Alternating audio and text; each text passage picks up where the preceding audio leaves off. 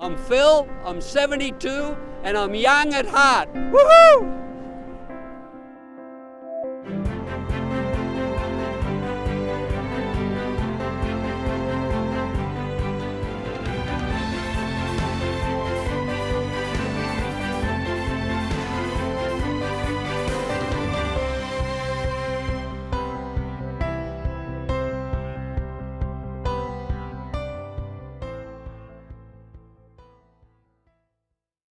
Hi everyone, thanks for joining me on Young at Heart, a show that highlights amazing seniors in our area. I'm your host, Ron Roberson, and today I'm in Stanton at the Roundtree Gardens Senior Community. There's some wonderful people here for you to meet, but first on our show, we're heading out to Huntington Beach. You might recognize some of these surfers who've been riding the waves for decades.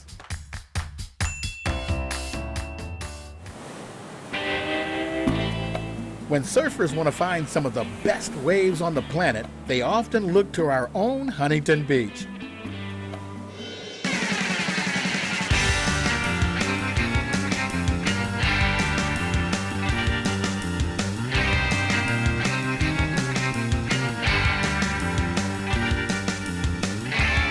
All year long we get waves, and as far as consistency and amount of days being able to surf, this is one of the best places in the world. Bottom turn, top turn combo. Huntington Beach is also home to the International Surfing Museum, which houses magnificent treasures from the surf world.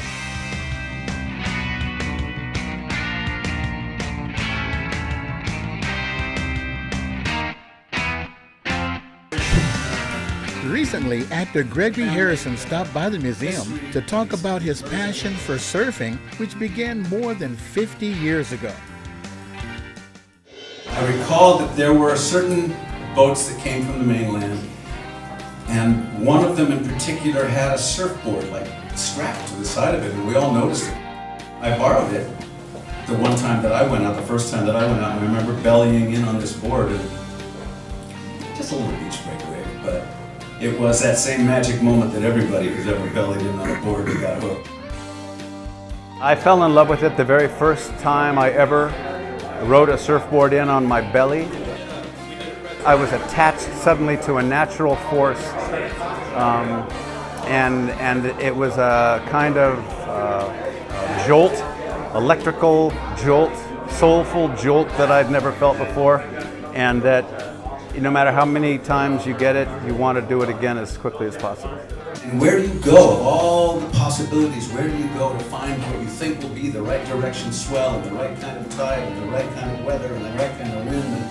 And then finally you get there, and the excitement of looking as you come driving over a hill and seeing the first glimpse of such a lifestyle, and it was all so satisfying. And that doesn't include anything about the brotherhood of surfing, or the communal nature of surfing. His friend, the legendary champion surfer Peter P.T. Townend, joined him on stage. That wasn't a perm. That wasn't a perm. You get hooked, and you want to keep doing that for the rest of your life. Even as you get into the senior years, like in our pension years, you still want to get to your feet and feel the glide, which is what you felt when you first started. And you want to keep trying to do that and get to your feet for as long as you can. It's actually Steve Walden's in the house here somewhere, one of the legends of surfing from Huntington Beach. Steve Walden is not only a longtime professional surfer, but he's also known in the surfing industry as the father of the modern longboard. He began crafting the boards right here in Huntington Beach. Came here to Huntington Beach in '68, and I started making surfboards for the best surfers in the world, which is David Nuuhiwa and Corky Carroll and John Peck and Dale Dobson and myself. So I went, from just starting out to being one of the biggest companies, in the United States essentially, and I made boards right here on 2nd Street. Steve stays very active and appreciates the people in his life and the opportunities that have come his way.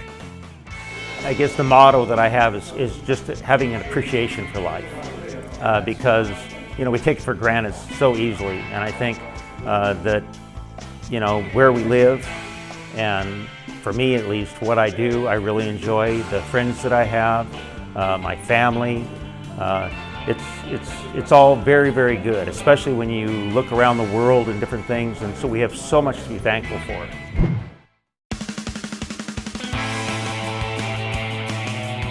Sixth annual Huntington Beach Senior Surf Invitational. Competitive senior surfers are grateful for the chance to challenge themselves at the annual Senior Surf Invitational, which takes place near the Huntington Beach Pier.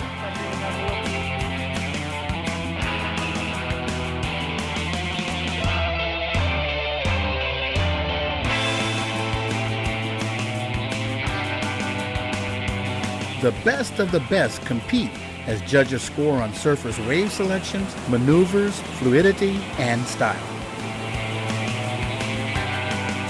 Right here, this area is kind of a magnet for swells, and it pulls it in. I think it's because of the deep water and the angle it's at and the islands. Sometimes it refracts off the islands and kind of creates a focal point right here at the pier. I've been doing it since I was 15, and I'm 66 now, so 50 years of surfing, and just, you know, best thing in the world for keeping you young, and it's just nothing else like it, you know? Does this make you want to learn to surf? It's not too late. Maybe you should listen to the call of the ocean and give it a try. One of my passions is giving people that first shove into the wave, because someone did that for me and it was a gift. So if you can do that for someone else, it's really a gift, and people don't realize how much fun it is until they experience it. Just being in the water itself has proven to be therapeutic, just paddling around. You don't even have to catch a wave. So I think it's well documented that it really helps a lot of people.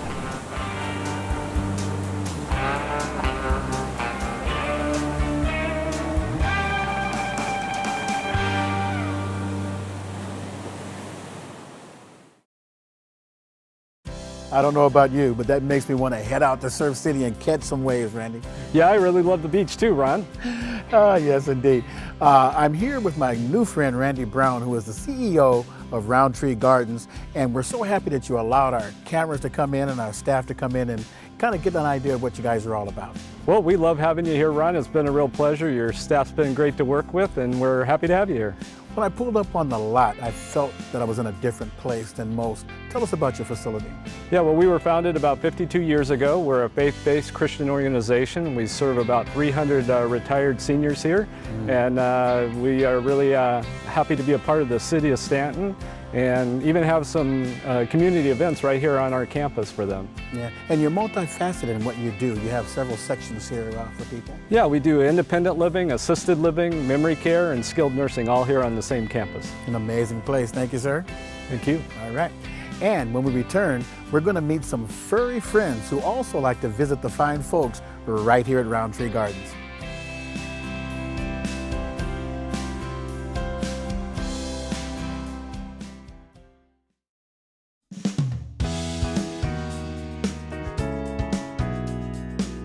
Hi, my name is John Etheridge, and my family has lived in Fountain Valley for 46 years.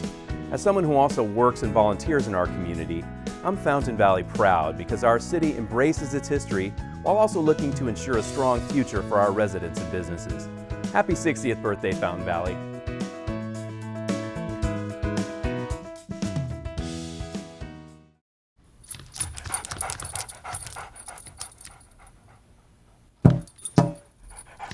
There's a shelter pet who wants to meet you.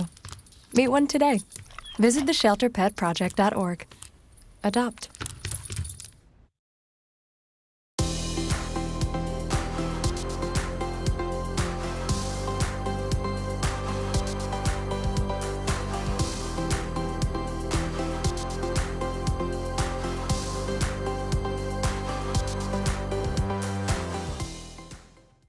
All right, and welcome back, folks. I want you to meet someone really special. This is Patriot, and he is a therapy dog. And I'm also with Kevin Marlin from PAWS. And PAWS is an acronym, Kevin, for? Yeah, PAWS stands for Pets Are Wonderful Support. Wow. And indeed they are, because we've been able to see some of the support that they've given the seniors that are here Yes. at Roundtree. Tell us what happens when the seniors come face to face with your animals. Well, you know, when Patriot and some of the other dogs come in, it offers a unique opportunity. A lot of the residents, especially the seniors, have had to give up their own pets.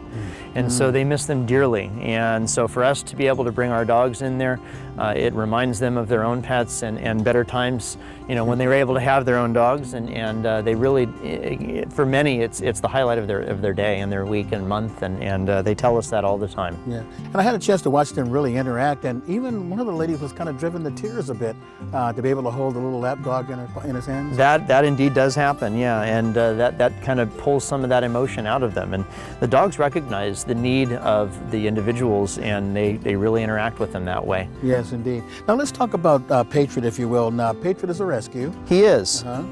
Patriot was found at just 3 months of age with having had metal wire wrapped around his face. And it was actually wrapped so tightly that he was unable to eat, he was unable to drink. Wow. You know, when we got him, we rescued him out, and we brought him back to health, and never really had thought about doing this type of work with him, but he had something that he wanted to share. And I think it's his story, and I think it's a story of survival and hope. And he really identifies really well, not only with the older people, but with younger people as well, as a symbol of surviving abuse and hope. Yes, wonderful story and a beautiful animal. Kevin, thank you so much. I really appreciate all that you all do, and fantastic job. Thank you.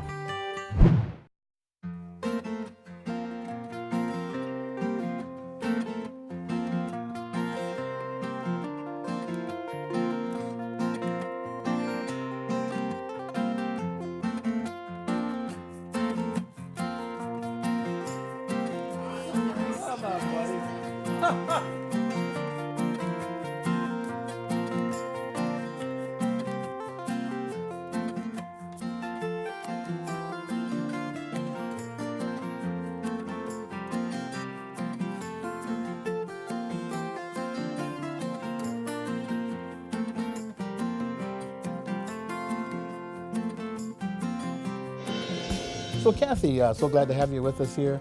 Tell us about this beautiful dog you have here. What's his name and exactly what does he do?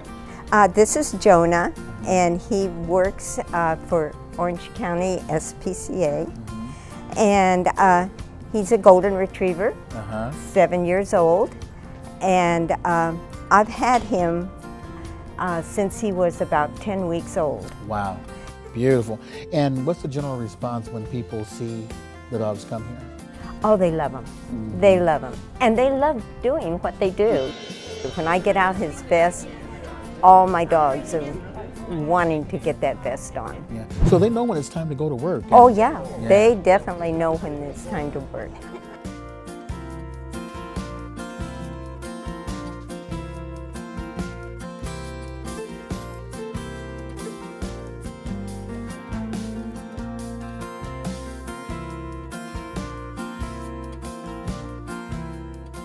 Indy, you're such a pretty, pretty little dog. Stay with us at Young at Heart. We have much, much more to share with you. It's a lovely dog.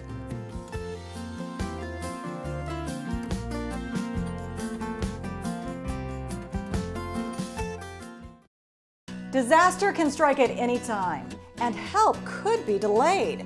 So be prepared. Create your own emergency kit. Here are the basics. Water is a must, 1 gallon per person per day for at least 3 days. Non-perishable food items, granola bars, canned goods, and Pop-Tops are best. A flashlight with extra batteries, or a hand crank kind like this. These hand crank lights are also radios. You'll need a radio to stay informed. Of course, a first aid kit, but with all of your prescription medications and hygiene items too. Dust mask, you don't know what might be in the air. A whistle, great way to call for help. A blanket, and a poncho for warmth. A wrench or pliers to turn off utilities.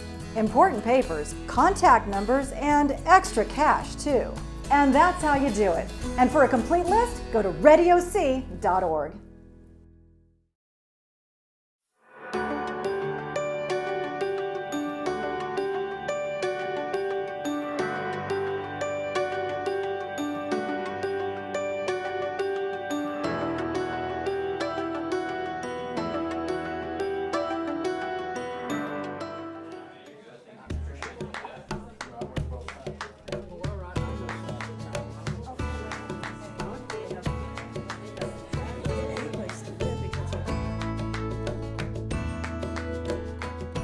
Well, talk about amazing seniors. I'm here with Twyla Manning, and on November of last year, she turned 100 years young.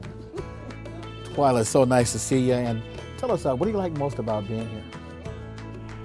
Well, it's a lovely place. We have lots of friends, good food, lots of activity, which I especially like, and at my age, this is where I belong. And I don't know what 100 is supposed to look like, but whatever it is, you don't look like it. I saw you jump up and spring up and walk over here. You stay pretty active here, don't you? Yes, I try to be as active as possible. And some of the things that you're involved in is artwork. Yes. This is some of your lovely artwork here. And again, I just purchased me a couple of greeting cards here. Tell us about your artwork and how you got started. Well, I was an oil painter, but I hadn't painted for 30 years.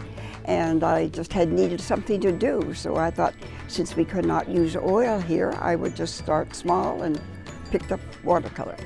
And she also found a talent that she had that she really didn't know she had, and that was creative writing. And you've been doing some writing. I have been doing some writing. Yvonne Good, a lovely lady, started a class here in May, and she inspires all of us. Yes, indeed. And you're amazing too. And thank you so much for sharing your time with us. Thank you. Thank you. Just one of many of the amazing seniors we have right here. You know, having fun and being with friends is an important part of life. Let's check in on some seniors in Westminster who know how to have a good time.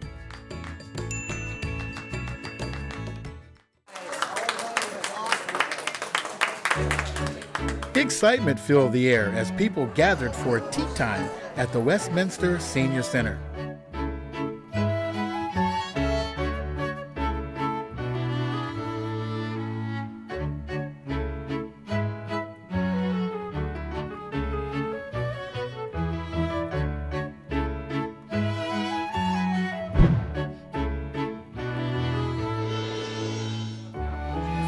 Among the Tea Party guests were those dressed in purple with whimsical red hats.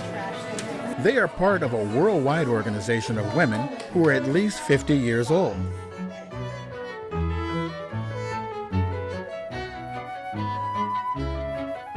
The Red Hat Society brings together like-minded women who want to enrich each other's lives through fun and friendship. Really gave a lot of women something to look forward to and say, we raised our kids, we did whatever, now it's time to play dress up and go out and have fun. And we certainly do the dress up. So that's always fun. And here at the center, I helped them start one here for the older ladies, and we're called the Westminster Royal Bells. And we meet once a month in different activities. Mary Pierce helped create a dazzling table for her Red Hat Society sisters at this month's special event. They're perfect for tea. They have the little teacups. And I have the little china cups and saucers that I have just collected through the years and set up because we're representing the Red Hat Society today. They have wonderful parties here at the Senior Center, monthly parties that we come to all the time. And tea time wasn't just for the ladies. Usually you'll find Pete McConey wearing his dancing shoes when he's at the Senior Center. But today, he decided to enjoy tea, too. I thought it was kind of sissy for a man to come down to a tea party. And then my friend told me to come down here, so I enjoy it.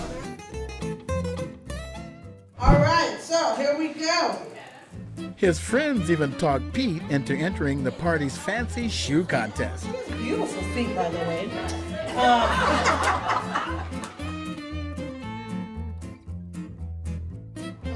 Parade around so everybody can see the shoes. Oh, I wear size 15 triple E, so it's hard to find shoes for me, so I have to take care of what I got. So. No matter what shoes you wear, getting out to entertaining events like this at the Westminster Senior Center makes life more gratifying. It's a lot of fun, so come on down.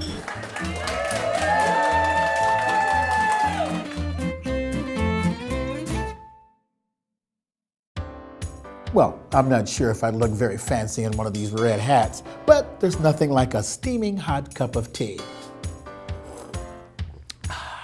And with me is Karen Murray. And Karen, you all have a lot of fun right here at Roundtree Gardens. We sure do, Ron. We have a fantastic time. It's so much fun. Yeah. And I plan to join in with you. Now, our last story takes us to Fountain Valley, where you have to meet photographers Pat and Peggy O'Donnell. You're going to love this, Karen. Thank you. Cheers.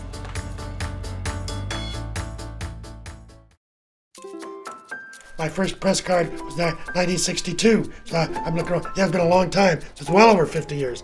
Pat O'Donnell has been in the center of some incredible sights in his career. And he has thousands of photos and dozens of press passes and awards to prove it. About 1964, whenever I got a press pass to cover an event, most of them I just threw in a box because I thought someday might make a pretty good collection.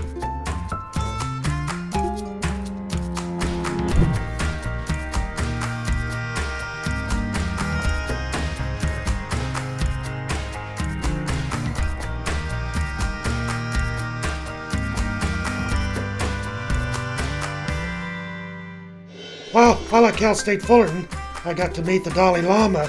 He waved at me, and I waved back, and then he did the blessing, and I did it back, and then he's another wave. He was in the limo. So I was kind of the last person to say goodbye to the Dalai Lama. So that was rather fun experience. The fireman got there, heard the little dog, ran in, rescued the dog. The firemen looked like they're crying. I'm not sure they're crying over the dog. Dog survived, by the way. He was very fine, missed oxygen. But I think in the house fire, they got quite a bit of smoke in their eyes. And I got this shot. I got there a little bit later because another photographer from my own newspaper was there earlier, and he had the shot of them throwing water on the house. And of course, I come there, and I get him coming out the back door and get the picture. So getting a good news picture is somewhat luck. Pat has been capturing history and beauty through the lens of a camera since he was a young man. During his long career as a local photojournalist, Pat covered countless news and feature stories. He tells fascinating tales of interesting people, including many former U.S. presidents that he's met along the way.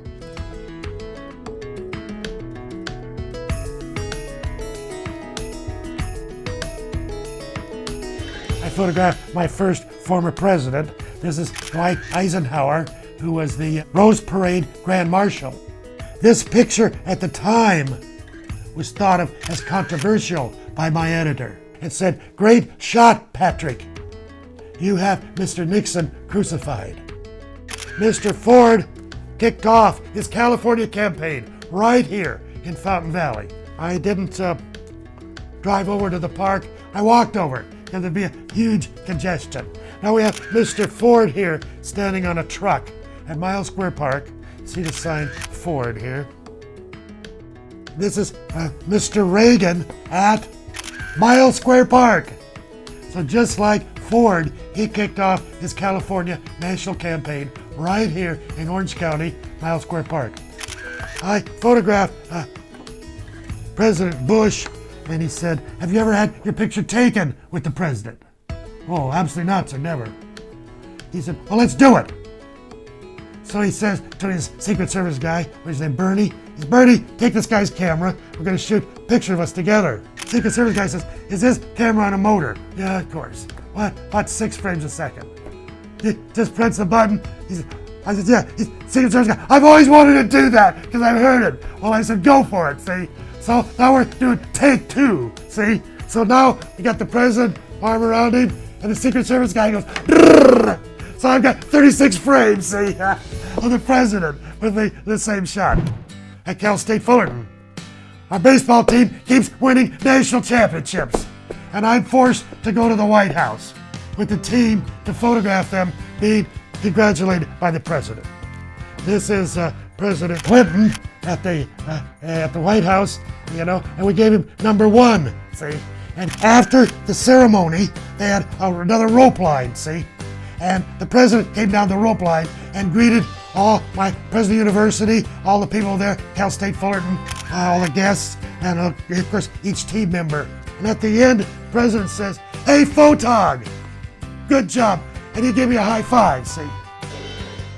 Aside from shooting news, Pat also enjoyed teaching at Cal State Fullerton and being the university photographer. On the first day of the semester, he had students take out their notebooks and write this. F-U-N. I'd underline it. So I said, that is one of our primary goals in this class. Now put your notebooks away and let's have some fun, see? And I got some pretty good photographers out of that class. Oh, Peggy. Yeah? Would it be difficult to put on the presidents here? That might be more relevant. Pat loves photography, but the greater love of his life is his wife, Peggy. They raised 2 sons in Fountain Valley and have 3 grandchildren. This year, they celebrate 50 years of marriage.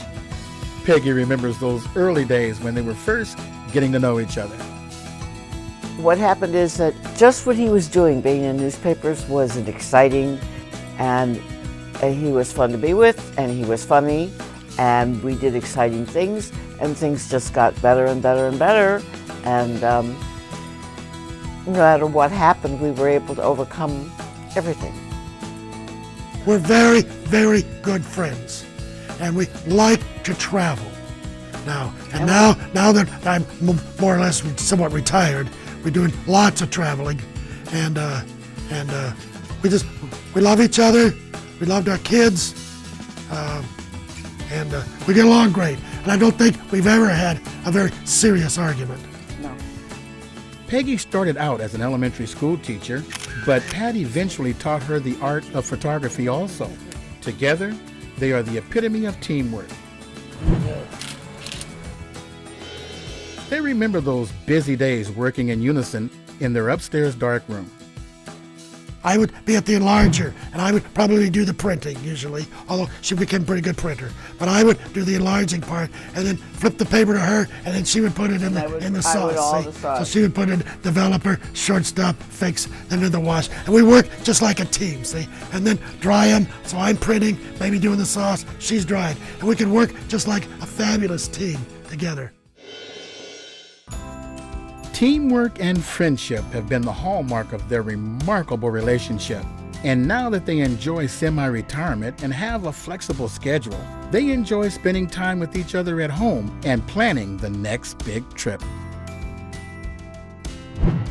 They have traveled all over the world and even documented their excursions for magazines.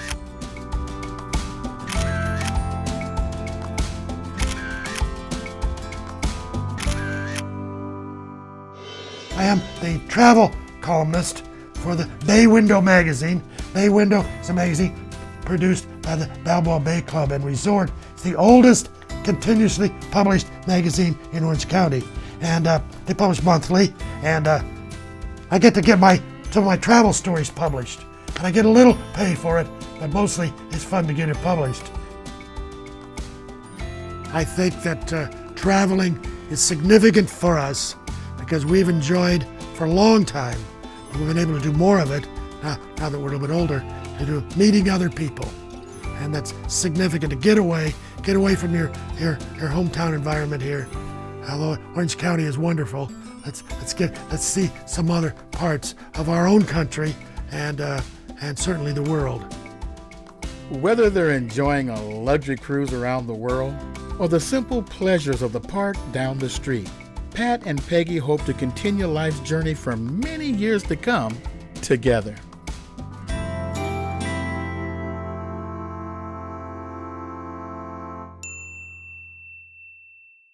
Wow, that was awesome. We love bringing you stories of people who are enjoying life, and I want to encourage you to get out there and do the same. Thanks for sharing your time with me today. I'm Ron Roberson, and I look forward to being with you again on the next Young at Heart.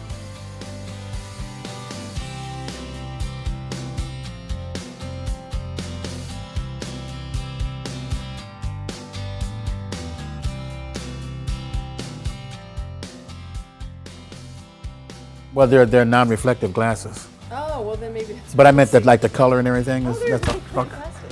Well, thank you. Thank you. That makes me feel so much better now. I felt a little gassy when I first got here, but I always wanted to be an intellectual, and now I are one. Please send your story. So you guys are just gonna laugh right in my face? I'll be requesting a trailer the next time I'm here with green M&Ms, half plain and half peanut. The boa came up. No, I saw that. I said, oh God, they're gonna say cut any minute now. But that might be funny though, huh? Hey, wait a minute. That's funny as on me. So you're gonna keep this private, right, Karen? You don't have to tell everybody about this, that I did that. Just kind of keep it to yourself, okay? Thank you. For a small fee, we need to make that go away. I don't like you. Well, tell us how you felt about the shoot today. Well, it's like this. I've been insulted in better studios than this, and I've been asked to leave.